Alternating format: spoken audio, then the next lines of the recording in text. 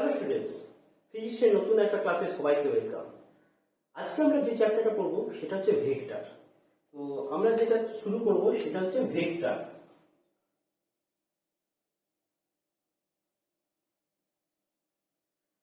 আমাদের পরবর্তী যে বিভিন্ন চ্যাপ্টারগুলো পড়বো সেটা বুঝতে ভেক্টর আমাদেরকে পড়তেই হবে এবং এটা খুবই একটা গুরুত্বপূর্ণ চ্যাপ্টার। তো আমরা ফার্স্ট যে জিনিসটা পড়বো সেটা হচ্ছে যে কোয়ান্টিটি জিনিসটা কি না। আমাদের প্রাত্যহিক জীবনের সাথে কোয়ান্টিটি জিনিসটা একটা জড়িয়ে আছে। আমরা দোকানে গিয়ে যদি বলি যে 10টা চাল কিনবো কি 100টা চাল কিনবো, দোকানি আমাদের কিন্তু দেবে না।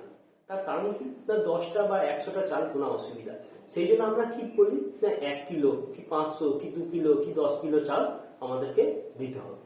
তো সেই জিনিসটা পরিমাপযোগ্য যে কোনো প্রাকৃতিক বিষয়, সেই জিনিসটাকে আমরা বলবো কোয়ান্টিটি। তাহলে এখানে চালের ভর সেটাও একটা কোয়ান্টিটি। তাহলে চারপাশে আমাদের যা কিছু জিনিস দেখি পরিমাপযোগ্য যে কোনো প্রাকৃতিক বিষয়, সেটাকেই আমরা বলবো কোয়ান্টিটি। তাহলে আমরা এখন যেটা পড়বো সেটা হচ্ছে কোয়ান্টিটি। তাহলে আমরা কি বললাম, পরিমাপযোগ্য যে কোনো প্রাকৃতিক বিষয় তাকেই আমরা কোয়ান্টিটি বলবো বা রাশি। কোয়ান্টিটি বা রাশি। তাহলে এই রাশি জেনারেলি দুই প্রকার হয়, স্কেলার রাশি এবং ভেক্টর রাশি। তাহলে কোয়ান্টিটি টু টাইপস, স্কেলার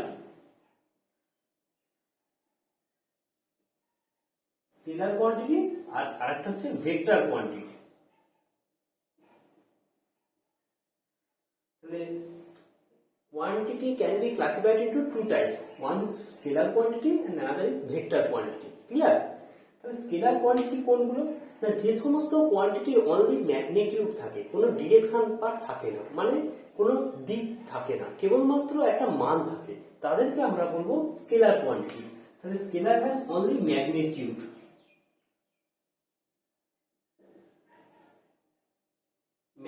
বা মান থাকে, ঠিক আছে। আর ভেক্টর রাশির কি magnitude as well as direction. তাহলে ভেক্টর রাশির কি কি থাকে, ম্যাগনিটিউড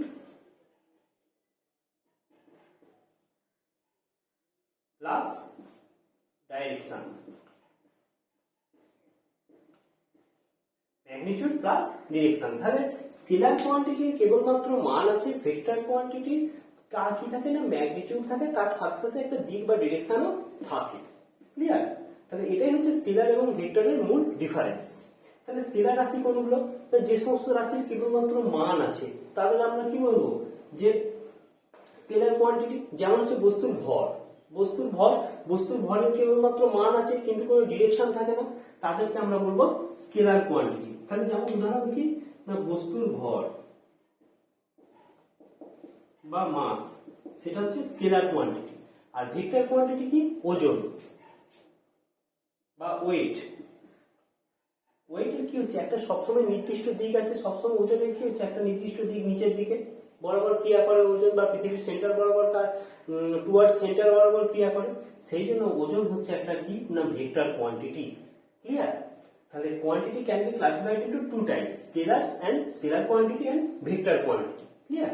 তাহলে scalar quantity has only magnitude, শুধুমাত্র মান থাকে, আর vector quantity magnitude plus direction দুটোই থাকে। ক্লিয়ার? তো এরপর আমরা যেটা আরেকটা জিনিস, এখানে যদি আমাদের ডিফারেন্সিয়েট করতে হয়, difference between scalar and vector, scalar এবং ভেক্টর রাশির পার্থক্য, তাহলে আমরা কি বলবো না, স্কেলার রাশির শুধুমাত্র মান আছে, ভেক্টর রাশির মান প্লাস অভিমুখ দুটোই থাকে।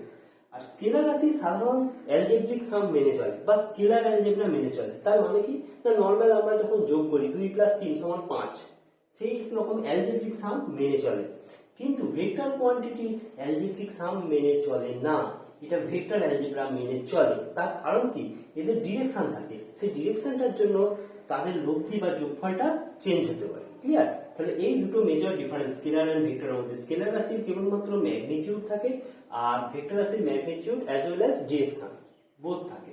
আর স্কেলার রাশি স্কেলার অ্যালজেব্রা বা অ্যালজেব্রিক সাম মেনে চলে, আর ভেক্টর রাশি ভেক্টর অ্যালজেব্রা মেনে চলে। এবার একটা জিনিস আছে, এখানে একটা ব্যতিক্রম আছে। আমরা বলে এসেছি যে স্কেলার রাশির কেবলমাত্র মান আছে এবং ভেক্টর রাশির মান এবং অভিমুখ দুই আছে। এবার একটা জিনিস আমরা লিখছি, একটা ব্যতিক্রম আছে, সেটা হচ্ছে ইলেকট্রিক কারেন্ট বা তড়িৎ প্রবাহ মাত্রা। তড়িৎ প্রবাহ মাত্রা বোথ ম্যাগনিটিউড অ্যান্ড ডিরেকশন দুটোই থাকে, কিন্তু এটা একটা স্কেলার কোয়ান্টিটি। কেন, সেই জিনিসটা আমরা পড়ব। তাহলে electric current,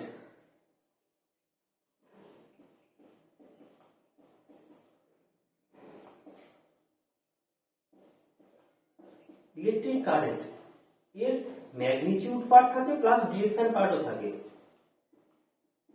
magnitude plus direction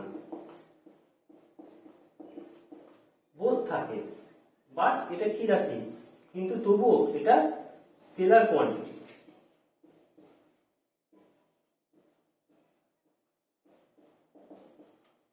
তো এইটা কেন আমরা সেটা এখন বলব।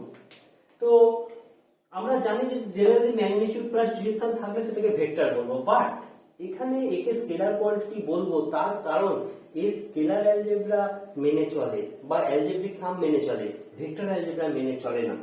তো লেট মি এক্সপ্লেন।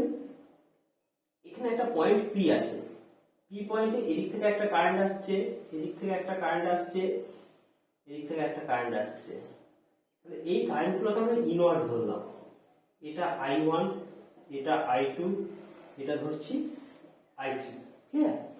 আর এদিক দিয়ে বেরিয়ে যাচ্ছে আউটওয়ার্ড ডিরেকশনে I4 আছে। তাহলে আমরা এখান থেকে কি লিখতে পারি না, I4 equal to I1 plus I2 plus I3, that is total inward current is equal to total outward current at point P, clear?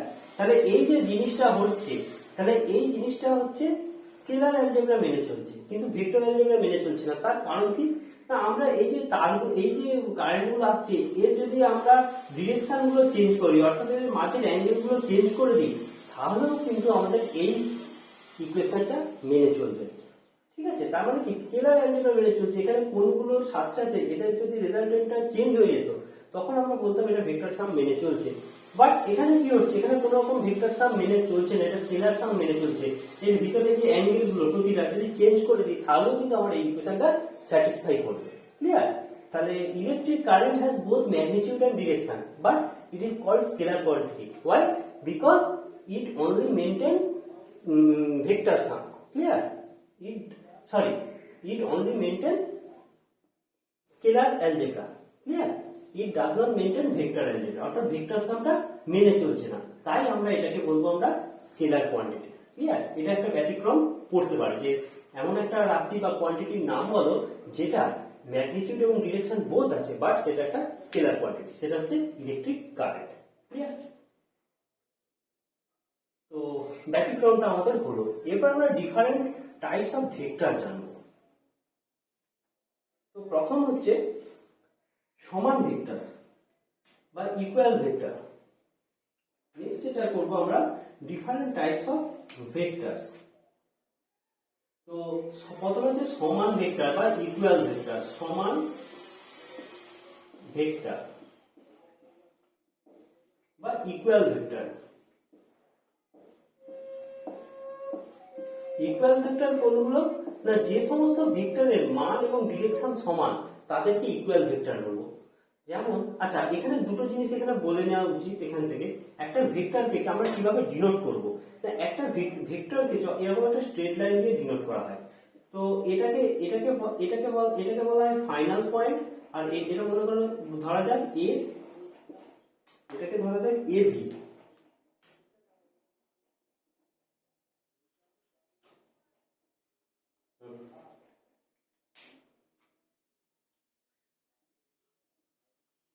ঠিক আছে, তাহলে এই যে ভেক্টরটা, এই ভেক্টরটাকে আমরা তাহলে এইভাবে লিখতে পারি এবি ভেক্টর,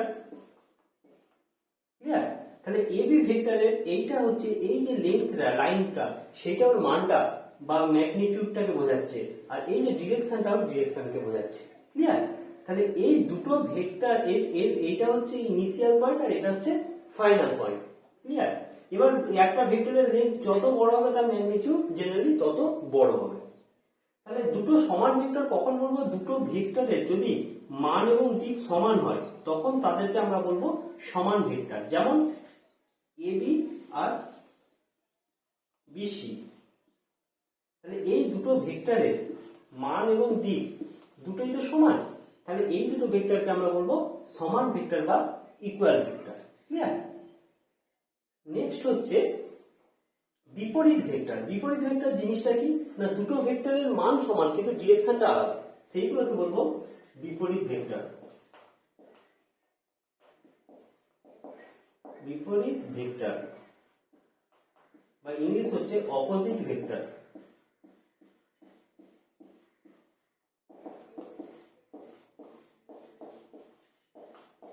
অপোজিট ভেক্টর কোনটা না, দুটো ভেক্টর তাদের মানটা সমান, তাহলে কিন্তু ডিরেকশনটা আলাদা। এ বি, আচ্ছা এ বি নাম না দিয়ে এটা মনে করা যাক এ ভেক্টর, আর এটা মনে করা যাক বি ভেক্টর। ক্লিয়ার? তাহলে এর ডিরেকশন এই দিকে, এর ডিরেকশন এই দিকে, তাহলে দুটো ভেক্টরকে আমরা বলবো অপোজিট ভেক্টর। তাহলে আমরা এখানে লিখতে পারি এ সমান মাইনাস অফ বি, কারণ মাইনাস সাইনটা বোঝাচ্ছে যে ডিরেকশনটা অপোজিট। ক্লিয়ার? তাহলে দুটো ভেক্টরের যদি মানটা ম্যাগনিটিউড পার্টটা সমান হয় বা ডিরেকশন পার্টটা ম্যাগনিটিউড পার্ট সমান বাট ডিরেকশন পার্টটা অপোজিট হয়, তখন তাকে আমরা বলবো বিপরীত ভেক্টর বা অপোজিট ভেক্টর। তো এটা হয়ে গেল। এরপর আমরা যেটা পড়বো সেটা হচ্ছে একরেখীয় ভেক্টর বা কো লিনিয়ার ভেক্টর। এক রেখীয় ভেক্টর বা কো লিনিয়ার ভেক্টর।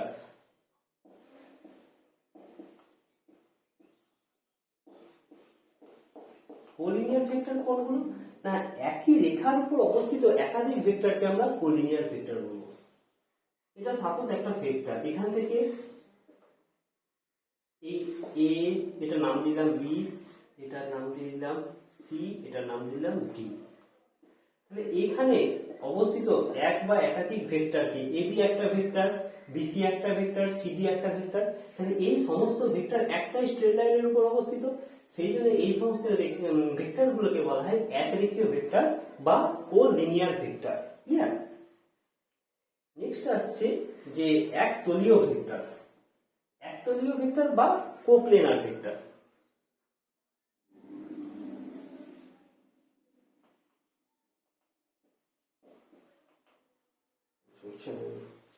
আচ্ছা, নেক্সট আসছে একতলীয় ভেক্টর।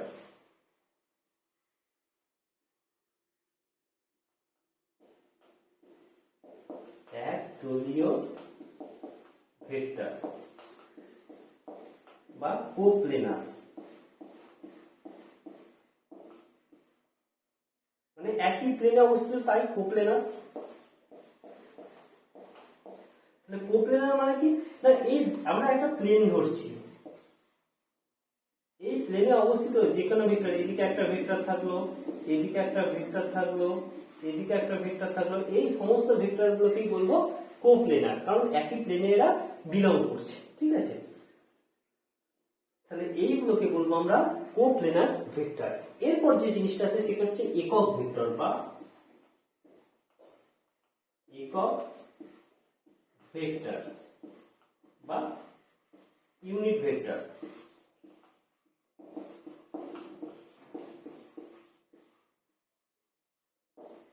তাহলে ইউনিট ভেক্টর জিনিসটা কি না, কোনো একটা ইউনিট ভেক্টরের প্রপার্টি হচ্ছে যে এর মানটা এক হয়, ম্যাগনিটিউড বা মানটা এক হয়। মনে করা যাক এ, আমরা এ একটা ইউনিট ভেক্টরকে ডিনোট করছে, এ সমান আমরা লিখতে পারি A vector by mod of A vector. তাহলে এইটা মানেটা কি না, unit vector has unit magnitude. ঠিক আছে? তাহলে একটা ভেক্টর তার ম্যাগনিটিউড যদি 1 হয় তখন আমরা তাকে বলবো ইউনিট ভেক্টর। ক্লিয়ার? ইউনিট ভেক্টরকে এইভাবে ডিনোট করা হয়, এ মাথায় ক্যাপ, এই সাইনটাকে বলা হচ্ছে ক্যাপ সাইন। ক্যাপ মানে সেই ভেক্টরটা হচ্ছে ইউনিট ভেক্টর, অর্থাৎ ম্যাগনিটিউড 1। তাহলে এ ক্যাপ সমান A vector by mod A. Mod মানে কি না, মড মানে জানি যে কোন একটা ভেক্টরে যদি আমরা মডিউলাস করি তার মানটা পাই, পরম মানটা পাই। ঠিক আছে? বা ম্যাগনিটিউডটা পাই। তাহলে কোন একটা ভেক্টরকে তার ম্যাগনিটিউড পার্ট দিয়ে যদি ভাগ করি তাহলে তার ম্যাগনিটিউডটা 1 পেয়ে যাবো। ক্লিয়ার? সেই ভেক্টরটাকে বলবো আমরা ইউনিট ভেক্টর। তাহলে একটা নরমাল ভেক্টর আর তার ইউনিট ভেক্টর ডিরেকশন একই থাকে, শুধুমাত্র ম্যাগনিটিউডটা 1 হয়ে যায়। ক্লিয়ার? তাহলে এটা হয়ে গেল একক ভেক্টর। তো আরেকটা জিনিস আছে এখানে জানার, সেটা হচ্ছে শূন্য ভেক্টর বা নাল ভেক্টর। এই জিনিসটা কি না, শূন্য ভেক্টর বা নাল ভেক্টর হচ্ছে যে দুটো ভেক্টরকে আমরা যোগ করে বা লব্ধি করে যখন শূন্য এক পাই, তখন সেই ভেক্টরটাকে বলবো শূন্য ভেক্টর বা নাল ভেক্টর। এর ফিজিক্যাল সিগনিফিকেন্স কি না, এর ফার্স্ট পয়েন্ট আর লাস্ট পয়েন্ট একটাই বিন্দুতে পরিণত হয়। তাহলে শূন্য ভেক্টর বা নাল পয়েন্টের কি হয়, ফার্স্ট পয়েন্ট বা লাস্ট পয়েন্ট একটাই বিন্দুতে মিলিত হয়। তাহলে এটা আমরা করছি, তখন সেই এই যেমন বলা একটা এই বিন্দু, তাহলে এই বিন্দুটার কোনো ডিরেকশন থাকে কি, এই বিন্দুটার কোনো রকম ডিরেকশন থাকে না। তাহলে সেই জন্য এই যে বিন্দুটা, এই বিন্দুটাকে বলা হয় যে শূন্য ভেক্টর বা নাল ভেক্টর বা অকার্যকর ভেক্টর। এই ভেক্টরের কোনো ডিরেকশন থাকে না, ম্যাগনিটিউডও থাকে না, কিন্তু বাট কোনো একটা ভেক্টরকে রিপ্রেজেন্ট, কোনো একটা দুটো ভেক্টরের যোগফল যদি বা লব্ধি যদি জিরো হয়, তাকে রিপ্রেজেন্ট করতে শূন্য ভেক্টর বা নাল ভেক্টর ইউজ করা হয়। ধরা যাক যে কোনো একটা বস্তু একটা বৃত্তপথে ঘুরছে, বৃত্তপথে ঘুরলে তার আগের অবস্থানে যদি ফিরে আসে, তাহলে তার টোটাল সরণ কত হবে, জিরো। তাহলে তখন সেইটাকে বোঝানোর জন্য আমাদের জিরো ভেক্টর বা শূন্য ভেক্টর বা নাল ভেক্টর ব্যবহার করা হয়। তো এর অ্যাকচুয়ালি লিটারালি কোনো ডিরেকশনও থাকে না, কোনো ম্যাগনিটিউডও থাকে না, এবং এটা জাস্ট একটা পয়েন্ট লাইক একটা পয়েন্ট দিয়ে এটাকে ডিনোট করা হয়। ক্লিয়ার? তাহলে আজকে আমরা যা যা পড়লাম আরেকবার রিক্যাপ করে নিই। আমরা বললাম কি না, কোয়ান্টিটি, পরিমাপযোগ্য যে কোনো প্রাকৃতিক বিষয়কেই আমরা কোয়ান্টিটি বলবো। আর quantity two types, scalar quantity and vector quantity. Scalar quantity has only magnitude, vector quantity both magnitude and direction. তো স্কেলার কোয়ান্টিটির একটা এক্সাম্পল কি না, স্কেলার কোয়ান্টিটির এক্সাম্পল হচ্ছে বস্তুর ভর, আর ভেক্টর কোয়ান্টিটির হচ্ছে বস্তুর ওজন। আর এখানে আরেকটা জিনিস আছে, তড়িৎ প্রবাহ মাত্রা বা ইলেকট্রিক কারেন্ট, যেটা বোথ ম্যাগনিটিউড এবং ডিরেকশন দুটো পার্টি ক্যারি করে, বাট এটা স্কেলার কোয়ান্টিটি। তার কারণ কি, এটা স্কেলার অ্যালজেব্রা মেনে চলে, ভেক্টর অ্যালজেব্রা মেনে চলে না। ঠিক আছে? আর এছাড়া কি কি বললাম না, দুটো সমান ভেক্টর, ইকুয়াল ভেক্টর কি, অপোজিট ভেক্টর কি, কোপ্লেনার ভেক্টর কি, এই জিনিসগুলো বললাম। ক্লিয়ার? তো আজ এ পর্যন্তই থাক, পরের দিন নেক্সট ক্লাসে দেখা হবে।